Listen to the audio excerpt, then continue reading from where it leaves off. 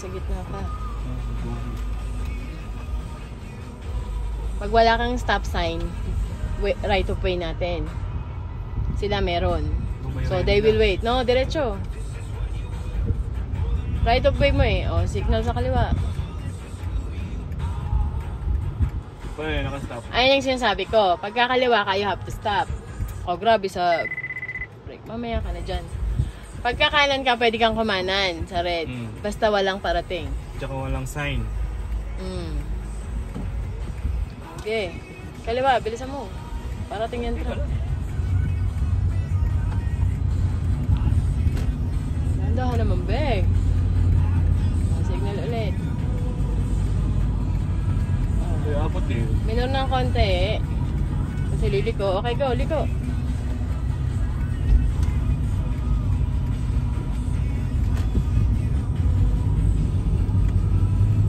Lipat.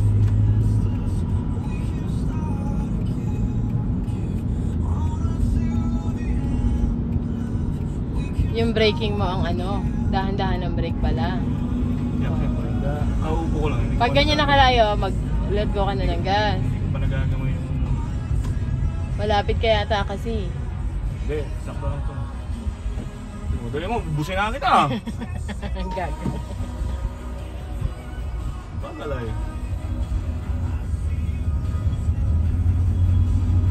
Feeling ko professional ako ah. Nagtuturo ng class 7 ah.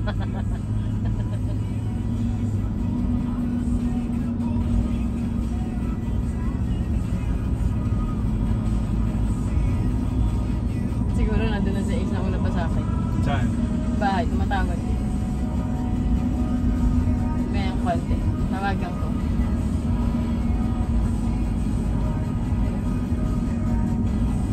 Signal na.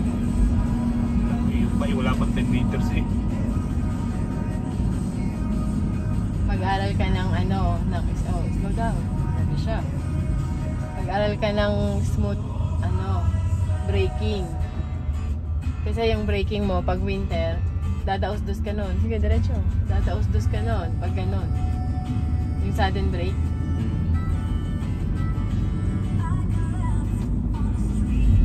Pwede ka nang matulog dyan eh. Gago. Kita mo ba yung kamay ko? Nakakapit. Pwede ka matulog dyan. Yan ang yung ano-man na. Signal. Anak ng pati. Wala pa kang 10 meters eh. Signal mo lang. Lagi kang magsisignal. Yan mo nga. Wala pa. Kaya maganda yan. Yung ginagawa mo, yung mata mo ganon-ganon. Para magpapark na yun dyan, puno. Manood ka. Doon tayo sa kabila. Sige, diretso. Ayan o. Gusto may pasok ngayon dyan eh. Ito naman kapitbahay ko eh. Kasya ka dun? Dito. Sige, ikot. Hindi ka pwede mag-U-turn. May parating eh. Tabi mo muna dyan para may U-turn natin mamaya-maya. Tingnan mo, baka may parating. Okay, go. Tingnan mo ha. Wag, wait. Mag-signal ka. Okay, mabilis na U-turn ko. Sige. May signal. Ito lang, baka may parating. Okay, go. Ano, parallel ba? Parallel? Huwag mo na iparallel. Iparada ko na dyan. Sige doon. Signal, magpa-park. Ay, walang signal. Naka-signal yan ah. Sige. Okay, go, kabig. Sasadsad yung gulong. Ayun lang, baka may maga.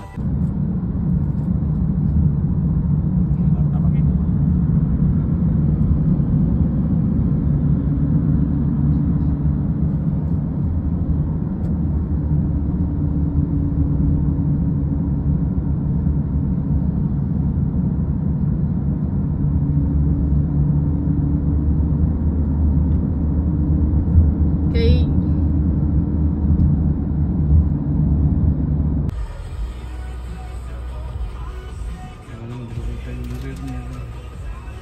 Sa gitna ka. Pag wala kang stop sign, right of way natin. Sila meron. Bumay So rin they nila. will wait. No, diretso. Right of way mo eh. O, signal sa kaliwa. Pwede, nakastop. Ayan yung sinasabi ko. Pagkakaliwa ka, you have to stop. O, grabe sa break. Mamaya ka na dyan. Pagkakanan ka, pwede kang kumanan sa red.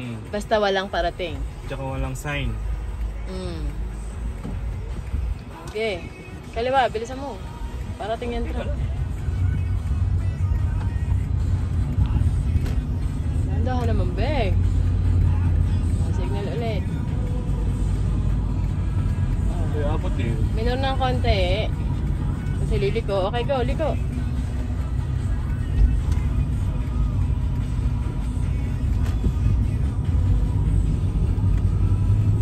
Lipat.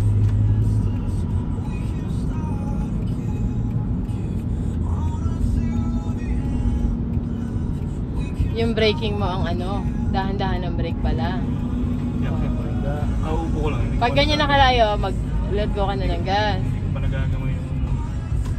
Malapit ka yata kasi. Hindi, sakto lang ito. Dali mo, busin na kita. Ang gago. Bagalay. Feeling ko professional ako ah. Nagtuturo ng class 7 ah.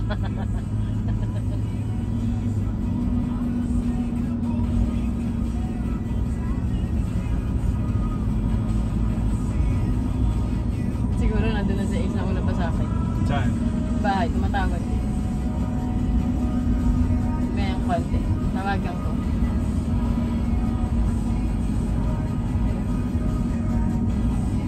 Signal na.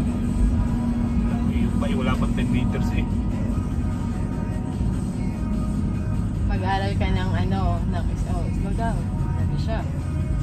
Mag-aral ka ng smooth, braking.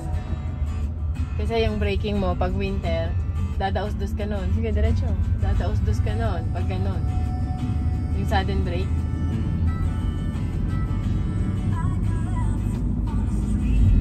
Pwede ka nang matulog dyan eh. Gago. Kita mo ba yung kamay ko? Nakakapit. Pwede ka matulog dyan. Yan naman yung ano-man na. Signal. Anak ng to. Wala pa kang 10 meters eh. Signal mo. Lagi kang magsisignal. Yan mo nga. Wala pa. Kaya maganda yan. Yung ginagawa mo, yung mata mo ganon-ganon. Para magpapark na yun dyan, puno. Manood ka. Doon tayo sa kabila. Sige, diretso. Ayan o. Gusto may pasok ngayon dyan eh. Ito naman kapitbahay ko eh. Akasya ka dun? Dito. Sige, ikot.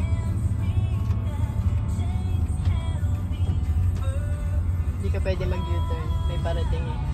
Tabi mo muna dyan para may U-turn natin mamaya-maya. Tingnan mo, baka may parating. Okay, go. Tingnan mo ha.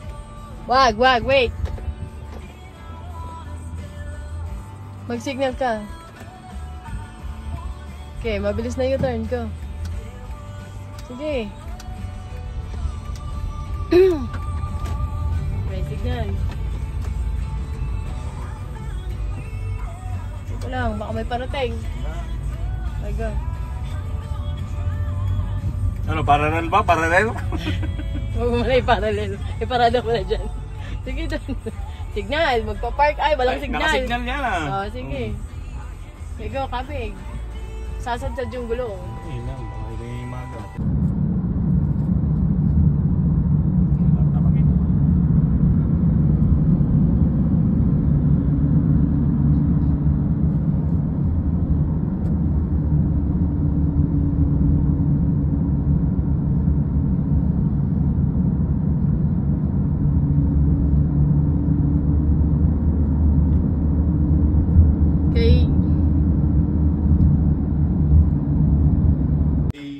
Alam ng iba na may uuwi na po this week. Pero yung pagaya na sinabi ni Pastor Ray kanina, yung journey, 8 months na journey ko dito sa Canada. Teka lang po. Marami pong aral na binigay sa akin si Lord. tawag po dito. Sari-saring tao, ganyan. Basta, simula po nung nalaman kong ako'y, kailangan na umuwi.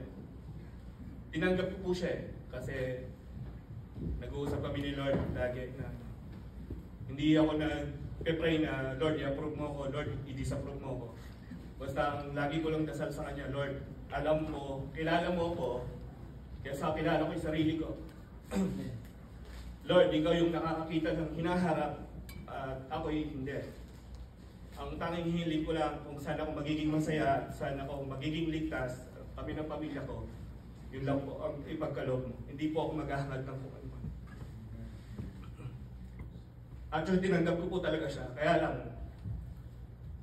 nung papalapit na ng papalapit yung araw, bilang tao, parang nagkakaroon ako ng tanong sa sarili.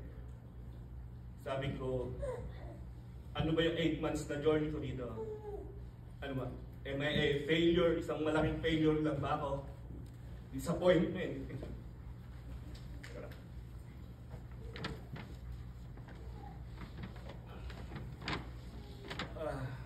Gusto ko po malaman yung sagot.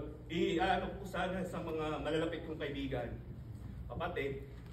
Pero kaya lang naisip ko, siyempre lahat sila, halimbawa magtanong ako sa 10 ang tao, meron silang iba't ibang opinion. So siyam na magkakaparehas, kung yung isang sumagot na parehas ng pinakaloob ko, malamang sa malamang, yun lang yung pakikinggan ko. Kasi malamang, sa bilang tao, kung ano lang minsan yung gustong marinig ng tenga natin, yun lang yung pinapakinggan. Pero ayoko pong mangyari, kaya ang ginawa ko, sabi ko, may isa akong tatanungin na siguradong sasagutin ako ng totoo. At kung ano man yung maging sagot niya, hindi ako pwede mag-contest.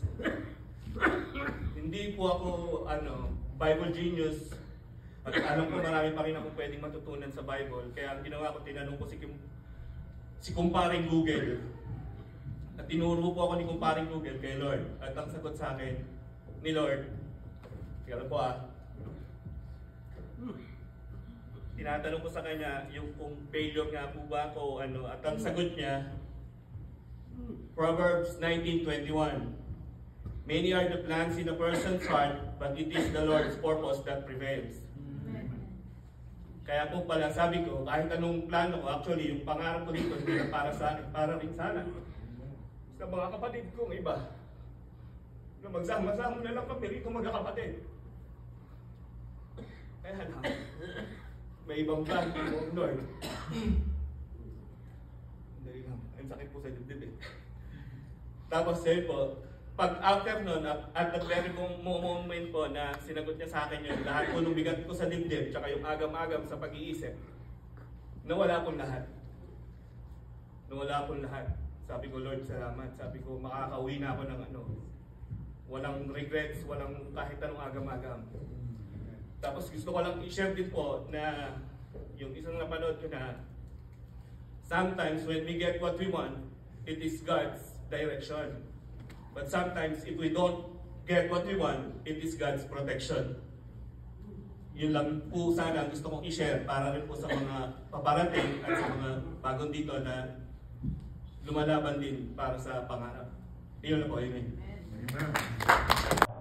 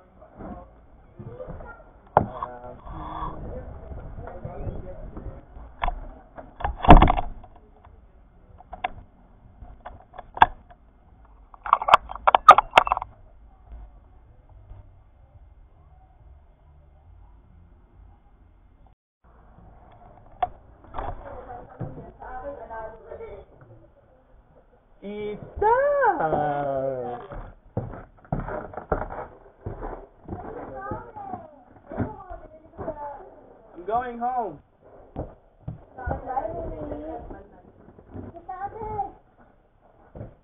Bag ko yan. Bag ko to. Wala ka? Wala ko dito sa bag ko gamot. Bye, kuya. Kagabi. You going home? Yeah. Right now? Yes. Bye. No. Ito. Ayaw ko yung phone ko.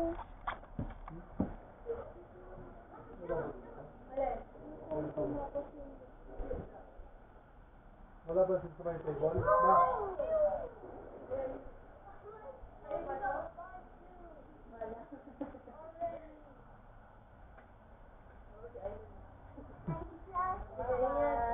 Thank you po. Okay, kalak ma. Minus 25 pa.